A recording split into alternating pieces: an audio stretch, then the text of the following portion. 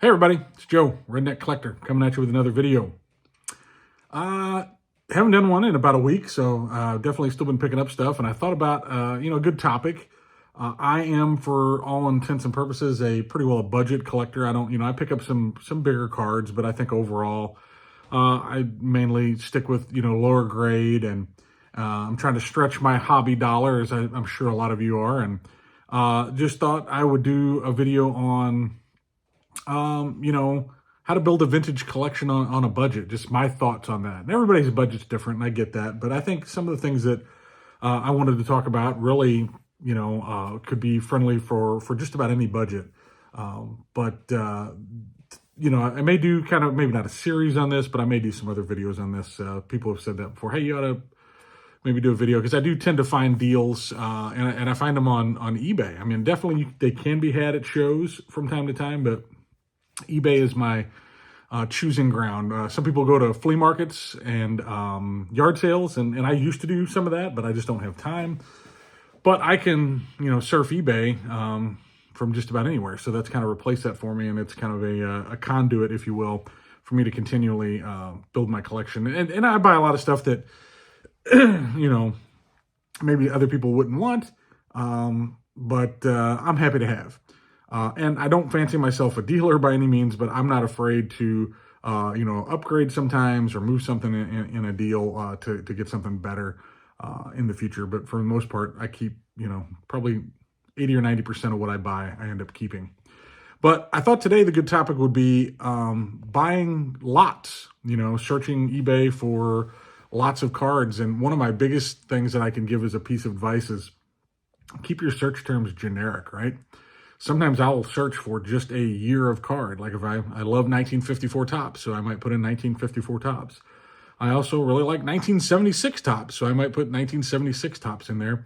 And you have to kind of wade through some of the bad listings, if you will, or some of the listings that are, just not what you're looking for. Somebody's asking for top dollar. But I also recommend looking for very generic search terms, even more so like baseball cards, ball cards, sports cards, any of those things.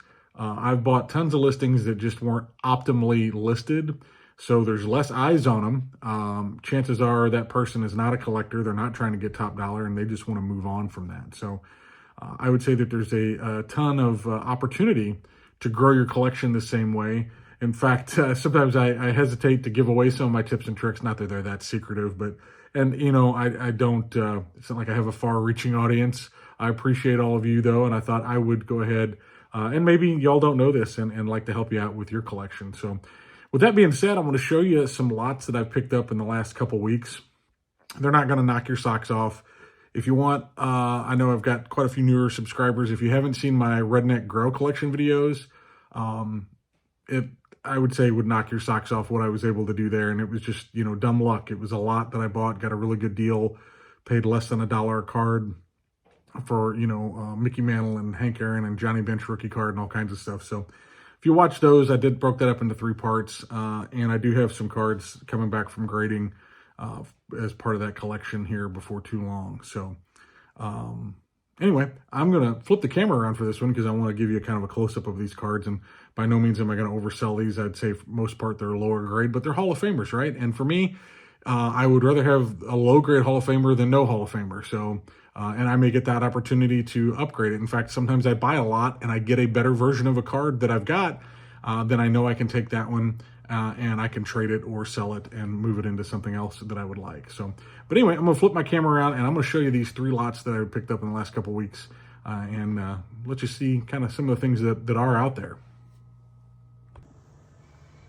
All right, so this first lot that I'm going to show you is a lot that I picked up. You could tell it was probably somebody that maybe used to collect, or they came into this and obviously didn't collect anymore. You'll be able to tell because most of them are in some very yellow card savers, semi-rigids like this. I don't know if the video picks it up, but these are definitely very yellow.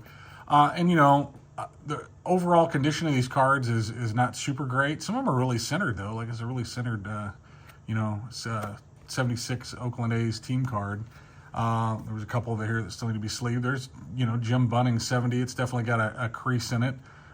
You know, none of these are going to knock your socks off from a condition point of view. This Brooks Robinson's creased up. It's pretty off-centered, you know, off-center top to bottom. But, you know, if you didn't have, you know, stained on the back, but if you didn't have a 70 Brooks Robinson, you're building a set, you know, be a filler. You know, there's a 70 Atlanta Braves card. That card's really rough, too. Very miscut. 76 New York Mets card. This one's not too bad. 70 Raleigh Fingers, though. This card is probably one of the, maybe one of the better ones, to be honest with you. Not too bad. Same thing with this Joe Morgan. You know, off-centered, but honestly, this one doesn't have any major creasing in it, and it's not completely rounded corners. You know, this isn't an expensive card, even in great condition, but still, it's a Hall of Famer. This is Joe Morgan. It's me, it's a beautiful card. How about a Bruce Sutter rookie card? That writing is on the semi-rigid. Same thing here, a little off-centered, no major creasing or anything in the card. You know, nothing major, but that's Hall of Fame rookie card. Bobby Bonds, second year, 1970 Topps. It is not completely trashed out. There's a 1971 Jim Cott, but you can see probably a young man wrote Red Sox on there. I think that's the only card with writing in this particular group. There's a Gaylord Perry, 73. Willie McCovey. Marshall. These cards are all lower grade, but they're not, most of them do not have any major creases in them. There's a Dwight Evans. That writing is on the semi-rigid. There's a Denny McLain. I dig this card. Those glasses. Off-centered, but once again, it's not a terribly trashed out card. And then I love 76s. It's one of the reasons this lot caught my eye. And all these are kind of, you know, VGEX, maybe EX range on most of these here. This Seaver's not too bad. I love the 76 cards. They've really, really grown on me. Munson. I think this is a cool card. I like the All-Star star on them. 73 Carew, pretty off-centered, but it's my man Red Schoendienst manager card. Bert Blyleven, it's like a third-year card. This one does have a crease, but you can see nothing perfect, but love the 73. 73 images are so cool. You know, got some issues. 65 ERA leaders. This one's pretty rough, but, you know, it's Koufax. You know, if you didn't have a Koufax card in your collection, lefty, Mr. Carlton, top to bottom up, centering's not great, but overall, not trashed. I'm going through pretty quick because these are, you know, lots of cards, and I don't want to bore you to death. Just showing you some of the things you can get. This is a really rough 70 Carew, but yeah, it's Rod Carew, you know. And then second year, Robin Yount. This one was a little disappointing because it didn't look too bad in the pictures, but there is a pretty good crease coming through there. But if you didn't have Robin Yount second year card, best part of this lot, I don't think I mentioned it yet. This right here was $20. So to me, for the less than a price of a blaster today, less than a price of as much as I would like to open some, you know, Top Series 1 2025, it's just a losing proposition. I get more joy out of this, and you know, some of these cards I have already, so they will get traded or sold, but a lot of them will get filtered in, you know, to my player runs and things like that. Probably not any that are ever going to get graded, but just cool to have them in my collection. And for $20, you can build a vintage collection on a budget. The next lot, I think I'm all in on this for $12. So it's a little bit smaller. I think there's 6 cards, so these are going to average $2 a piece. So they're not going to wow you or anything like that, but I just got done talking about them. I love the 76 set. So here's my man Lou Brock. Card's not terrible condition. Look at this. Got those all-star badges. There's a Rod Carew. Look at the centering on that. It's got some awesome centering. Reggie Jackson. Really, all the cards are not perfect centering, but they're pretty solid centering. Now, this next one's the roughest of the bunch. I love this card. I do want to get, I would like to have a higher grade of this card at some point, and I will have it. It's pretty rough, but look at that image. Charlie Hustle looking back. Sorry about the glare, but, you know, just to have it. And then, there we go. I just had this in the last lot. Now I got 2 of them. I can decide which one is the best, and I think it might be this one. Look at the centering on that. It's awesome. I average $2 a piece for these cards. I love this card too. I will also own a high grade card, or a high grade version of this card at some point. I say high grade, I mean mid grade. High for me. I'd love to have this, you know, like in a mid grade, a nice EXMT. I love the 76 image of bench. So many of them are great. But anyway, this is $12 lot, right? So there's well, Munson's not in the hall, but he should be. Pete should be in the hall, but you know, for all intents and purposes, it's a Hall of Fame type of group for $12. And then the last group I got is my newest one, and I spent a little bit more on this group. And there was a few disappointments because this was listed by somebody that didn't, they weren't a baseball card person. They listed all these cards in one shot. Looked like they were standing on their bed and laid the cards on the floor. So some of them weren't as good, like this Tom Tresh rookie, which I think is an awesome card. I love the 62s. I don't know if I can get it shown on camera, but it's got some surface issues. So, it wasn't as good as I hoped, but still, I don't know. I didn't even count how many cards are in this lot, but there's quite a few. There's Catfish Hunter, 67. It's a little surface wrinkle there. Joe Morgan's missing a chunk. There's Billy Martin's got like a print line.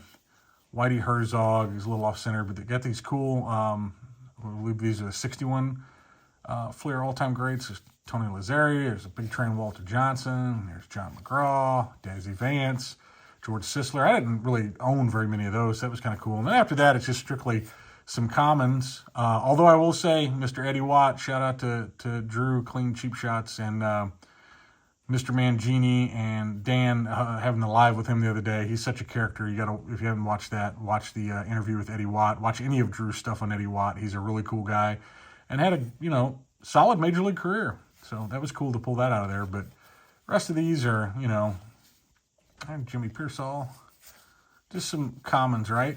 Nothing great, but who doesn't want some vintage, even commons in their Walt Drapo? Common semi-stars,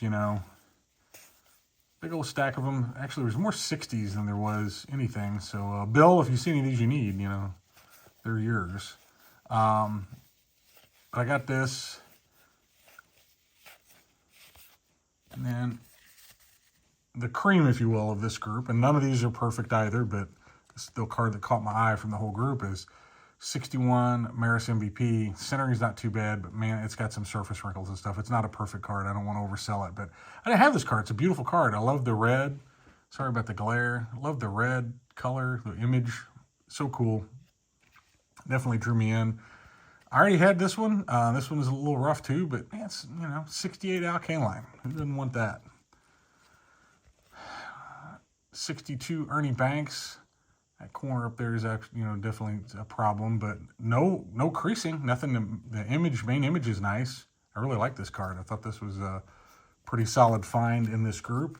And then last but not least is, 68 Rose, probably like a VG, maybe a VGEX on a good day. It's got some rounded corners, so it's probably a VG. But still yet, really cool Pete Rose card. So this group right here, I bought for, I think, $35. I think with shipping, it was $40 is what I paid for that card. So everything I showed you today, I'm going to say I got about $75 into everything I showed you. So, and I didn't buy it all at once. I bought it over the course of a couple weeks. And I added a ton of Hall of Famers, to my collection, some of which are doubles that I'll now trade or sell and flip into another Hall of Famer that I don't have. But just some proof that if you take your time, look on eBay, you will find some awesome deals. So hope this helps you all in your search and your quest to build your collections on a budget just like me. And I appreciate you watching. Keep it a little redneck for me. See y'all.